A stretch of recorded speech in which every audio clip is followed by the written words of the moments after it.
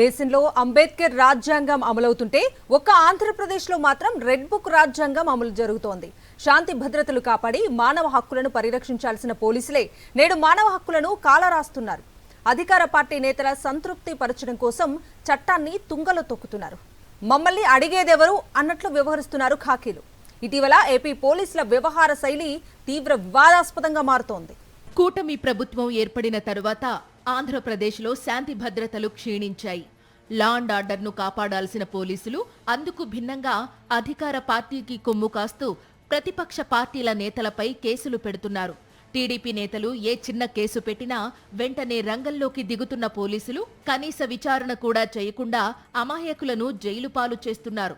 గతంలో సోషల్ మీడియాలో తమకు వ్యతిరేకంగా పోస్టులు పెట్టారన్న కారణంతో కొంతమందిని అరెస్టు చేశారు. దీనిపై కోర్టులు మొట్టికాయలు వేసినా పోలీసుల తీరులో మార్పు కనిపించలేదు. చివరకు హైకోర్టు గట్టిగా చీవాట్లు పెట్టడంతో పాటు అక్రమ అరెస్టులపై వ్యతిరేకత పెరగడంతో పోలీసులు కొంత వెనక్కి తగ్గారు. అయితే అధికార పార్టీ నేతలను సంతృప్తిపరచడానికి పోలీసులు కొత్త పంథాను అనుసరించడం ప్రారంభించారు. భారత రాజ్యాంగం ప్రకారం ప్రతి పౌరుడికి హక్కులు ఉంటాయి. ఇప్పుడు పోలీసులు మార్పు పేరుతో ఆ హక్కులను హరిస్తూ అధికార పార్టీ నేతల మెప్పు కోసం తహతహలాడుతున్నారు. పూర్తిగా రాజకీయ కక్ష సాధింపు చర్యలకు దిగుతున్నారు. అధికార పార్టీకి సంబంధించిన ఏ చిన్న కార్యకర్త అయినా ప్రతిపక్ష పార్టీలకు సంబంధించిన వారిపై కేసు పెట్టిన వెంటనే ఎఫ్ఐఆర్ నమోదు చేస్తున్న పోలీసులు ఆగ మేఘాల మీద శిక్షలను అమలు చేసే ప్రయత్నం చేస్తున్నారు. ఎవరైనా ఒక ఫిర్యాదు ఇస్తే ముందుగా విచారించాలి, ఆ తర్వాత ఎఫ్ఐఆర్ నమోదు చేయాలి. ఎఫ్ఐఆర్ నమోదు చేసిన తరువాత సంబంధిత వ్యక్తులను కోర్టులో హాజరుపరచాలి. కోర్టు శిక్ష విధిస్తే జైలుకు తరలించాలి. ఈ క్రమంలో వాళ్లకు పూర్తిగా రక్షణ కల్పించాల్సిన బాధ్యత పోలీసులదే. కానీ ఇందుకు భిన్నమైన పరిస్థితులు ఆంధ్రప్రదేశ్లో కనిపిస్తాయి. ఎవరైనా అధికార పార్టీకి సంబంధించిన వ్యక్తులు కేసులు పెడితే వెంటనే పోలీసులు ఎఫ్ఐఆర్ నమోదు చేయడమే కాదు, అరెస్టు చేసిన వాళ్లను దోషులుగా పోలీసులే నిర్ధారించి నడి రోడ్డుపై నడిపించడం ఫ్యాషన్గా మారిపోయింది. ప్రతిపక్ష నేత వైఎస్ జగన్మోహన్ రెడ్డి పుట్టినరోజు సందర్భంగా కోడి పొట్టేలు తల నరికారని కేసు పెడితే వెంటనే వాళ్లను అరెస్టు చేసి పాదాల మీద కొట్టి కోర్టు వరకు నడిపించడం తీవ్ర వివాదాస్పదంగా మారింది. ఈ రాష్ట్ర స్వయంగా డీజీపీ ఏం చెప్తున్నాడు? మా దగ్గర వెహికల్స్ లేవు, వెహికల్స్ లేకపోవడం వల్ల మేము నడిపిస్తున్నామని చెప్తున్నాడు. ఆ మాట అంటానికి సిగ్గు ఉండాలి. ఒకవేళ వెహికల్స్ లేకపోతే డీజీపీ గారు ఏం చేయాలి? ఈ రాష్ట్ర ప్రభుత్వాన్ని అరే హోమ్ డిపార్ట్మెంట్కి వెహికల్స్ లేవు, మాకు నిధులు వెచ్చించండి, నిధులు పెట్టండి, మేము వెహికల్స్ కొనుక్కుంటామని చెప్పాలి. వీళ్ళు చెప్పే రీజన్ ఏంటంటే వెహికల్స్ లేదు కాబట్టి నడిపిస్తారంట. వెహికల్స్ లేదని నడిపిస్తుంటే వాళ్ళ మానవ హక్కుల ఉల్లంఘన కాదా? అంటే తెలుగుదేశం పార్టీ కార్యకర్త ఫిర్యాదు చేస్తే చాలు, వాళ్ళ రోడ్డు మీద నడిపించండి, మా ఈగో సాటిస్ఫై అని తెలుగుదేశం పార్టీ నాయకులు చెప్తే మరి పోలీసులు చట్టాన్ని తన చేతిలో తీసుకునే జడ్జిలాగా మరి పోలీసులు ఆ పని చేస్తే చట్టం ఎందుకు, కోర్టులు ఎందుకు, లాయర్లు ఎందుకు, జడ్జిలు ఎందుకు? మరి పోలీసు వ్యవస్థ చట్టంగా తయారైపోవచ్చు కదా. అంటే పోలీసులు ఏం చెప్తే జరుగుతుందా?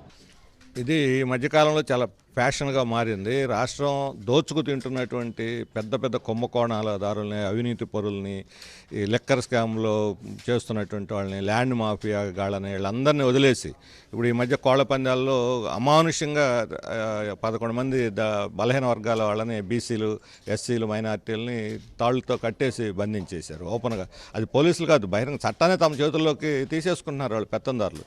ఇప్పుడు ఎక్కడ పడితే అక్కడ విచ్చలవిడిగా అరెస్టులు కేసు పెట్టితే అరెస్టులు చేయండి, బయలు మీద వస్తారా, జైలుకు పోతారా, రిమాండ్కి పోతారా, వాళ్ళ ఇష్టం. చట్టబద్ధంగా ఉండాలి. ఈరోజు బహిరంగంగా వేడీలు వేసి తాళ్లతో కట్టి లేకపోతే రోడ్ల మీద నడిపించడం అనేది మానవ హక్కుల ఉల్లంఘన. వాహనాలు లేవు అని చెప్పడం అనేది చాలా దుర్మార్గమైన ప్రకటన. యాజ్ పర్ లా ప్రకారము ఏ ప్రొసీజర్ అయితే ఉందో దాని ప్రకారం వారిని అరెస్ట్ చేసిన తర్వాత పద్ధతిగా వారిని పోలీస్ స్టేషన్కి తీసుకొని పోవాలి తప్ప ముందస్తుగా బేడీలు వేయడం, తర్వాత రోడ్డమ్మటి నడిపించుకోవడం, దాన్ని ఒక తెలుగు సినిమాలలాగా దాన్ని ఒక క్రియేట్ చేసి ప్రజలందరికీ చూపించడం. అదేమని అడిగితే రేపు పొద్దున ఈ అవమాన భారంతో వాడు తిరిగి మళ్ళీ ఇలాంటి చర్యలకు పాల్పడకుండా ఉండడం అనేటువంటి దానికి మేము శ్రీకారం ఇది సరైనటువంటిది కాదు. అట్లా మీరు ఎంతమందిని మార్చారో, బజార్లో అవమానానికి గురైతే ఇలా జరుగుతుందని చెప్పేసి ఎంతమందిని మార్చారో మీ దగ్గర ఏమన్నా సైకలాజికల్గా లిస్ట్ ఏమన్నా ఉంటే ప్రకటించమని చెప్పి మేము కోరుతా ఉన్నాం.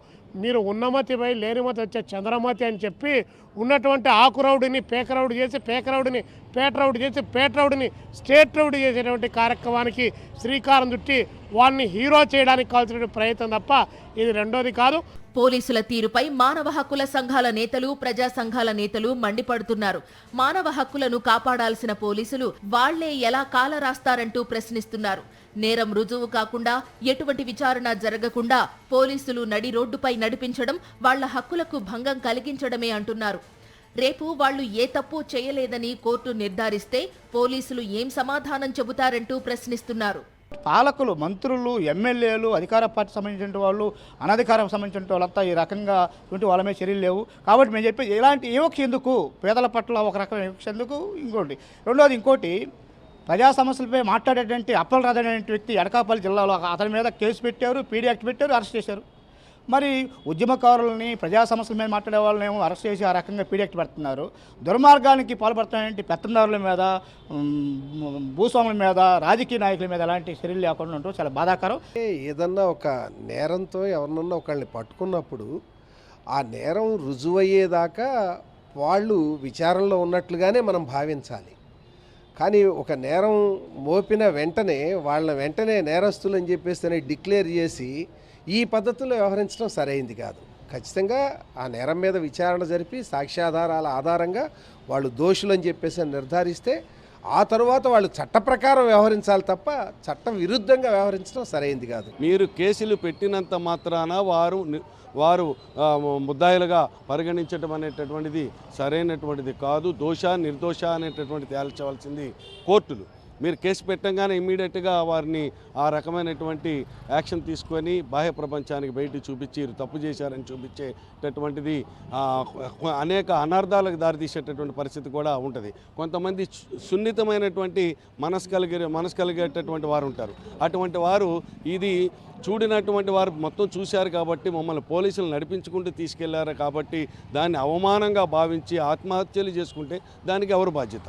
పేదల మీద పెత్తందార్ల దాడులు పెరిగిపోతుంటే చూస్తూ ఊరుకునే పోలీసులు చిన్న చిన్న అంశాలపై రాజకీయ కక్ష సాధింపు చర్యలకు దిగుతున్నారని మండిపడుతున్నారు ప్రజా సంఘాలు, విపక్ష నేతలు. పోలీసులు కొట్టడం, అక్రమ కేసులు పెట్టి అరెస్టు చేయడంతో తమ పరువు పోయిందనే మనస్తాపంతో చాలా మంది ఆత్మహత్య చేసుకున్నారని గుర్తు చేస్తున్నారు. నిందితులను రోడ్లపై నడిపించడంపై ప్రశ్నించగా తమ దగ్గర వాహనాలు లేవంటూ డీజీపీ మాట్లాడటం ప్రభుత్వ తీరుకు అద్దం పడుతోంది. ఖచ్చితంగా మానవ హక్కుల ఉల్లంఘన ఖచ్చితంగా జరుగుతుంది. నిందితుడు అని అతన్ని మరి ఒక రేపిస్ట్ని నడిపించట్లేదు, ఒక దుర్మార్గుని నడిపించట్లేదు. కేవలం వైసీపీ కార్యకర్త అనే ఒక చిన్న మరి ఆ మాటతో ఆ పార్టీకి సానుభూతి పరుడనో, ఆ పార్టీ జెండా మోసాడనో అటువంటి వాళ్ళనే రోడ్డు మీద నడిపిస్తున్నారు. కానీ ఆడపిల్లలకి అన్యాయం చేసిన వాళ్ళని కానీ, మరి రేపిస్టులను కానీ, దొంగతనాలు, హత్యలు చేసే వాళ్ళని నడిపించే దమ్ము ఈ కూటమి ప్రభుత్వానికి లేదు. చిన్నపాటి నెపంతో మాత్రం అరికాళ్ళు కోటింగ్ ఇచ్చేసి థర్డ్ డిగ్రీ ఉపయోగించి చట్టాన్ని వాళ్ళ చేతిలో తీసుకుని వాళ్ళని ఇబ్బందికరంగా చేయడమే కాకుండా రోడ్ల మీద నడిపించి వాళ్ళ పరువు ప్రతిష్టలు తీసే విధంగా పోలీసు వ్యవస్థ ఈరోజు ఉందంటే దానికి కారణం ఎవరు? ఈరోజు రాష్ట్రంలో మానవ హక్కుల సంఘాలు ఉన్నాయా? ప్రజాప్రతినిధులు చేస్తున్నటువంటి పాలన సరైన పాలన? ఏది ఈరోజు రాష్ట్రంలో ఇన్ని హత్యలు జరుగుతున్నాయి. వైఎస్ఆర్సీపీ కార్యకర్తలను చంపుతున్నారు, నరుగుతున్నారు. బాలికలు చచ్చిపోతే వాళ్ళ బాడీలు కూడా దొరికేటువంటి పరిస్థితుల్లో లేదు. ఈరోజు హోమ్ మినిస్టర్ అనిత ఏం చేస్తుందన్నది అర్థం కావట్లేదు ప్రజలకి. పోలీసులు ఇటువంటి చర్యలు విడనాడకపోతే హైకోర్టులతో మానవ హక్కుల సంఘాలను ఆశ్రయిస్తామంటున్నాయి ప్రజా సంఘాలు. ఇప్పటికైనా పోలీసుల తీరులో మార్పు వస్తుందా, లేక అధికార పార్టీ నేతల మెప్పుల కోసం మానవ హక్కులను కాలరాస్తూ చట్టవిరుద్ధ పనులకు పాల్పడతారా అనేది వాళ్లే తేల్చుకోవాలి.